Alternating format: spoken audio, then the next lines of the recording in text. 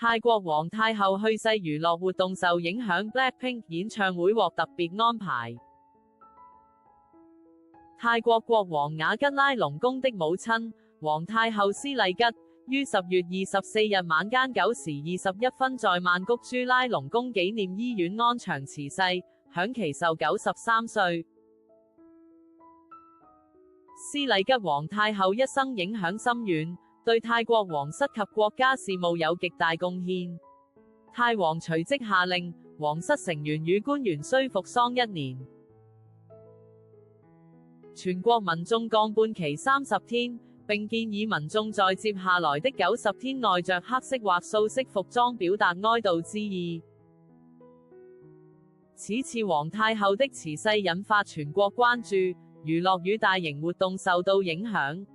回顧2016年泰王蒲美蓬駕崩時，全國也曾禁止公共娛樂活動30天，電視台更改以黑白畫面播報新聞，旅遊景點如大皇宮及玉佛寺暫停開放。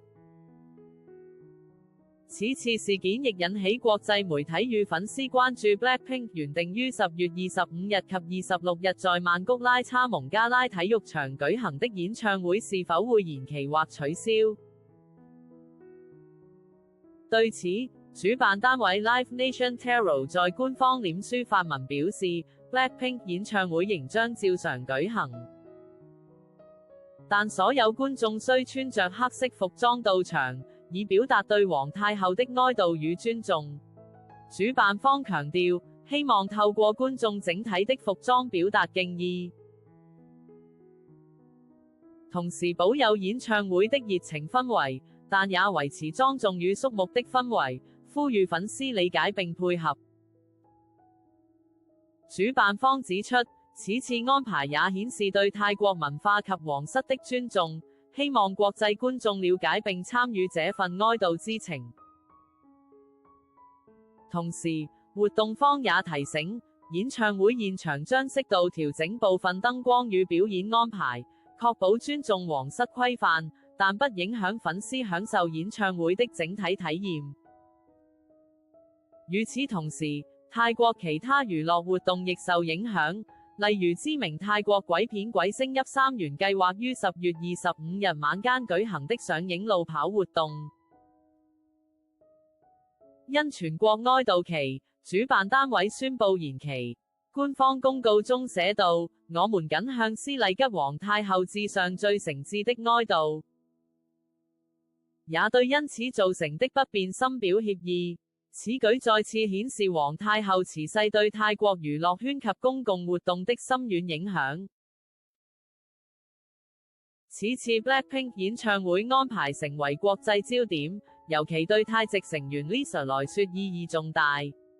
粉絲表示，雖然活動照常，但穿黑衣表達哀悼的要求讓演唱會現場更增添肅穆感，也凸顯對泰國皇室的尊重。分析人士指出，這樣的安排兼顧文化禮儀與娛樂需求，是對國家情感的體現，同時也為國際活動提供了示範案例。整體而言，斯麗吉皇太后的辭世不僅影響泰國政治與社會，也直接觸動娛樂圈與民間活動安排。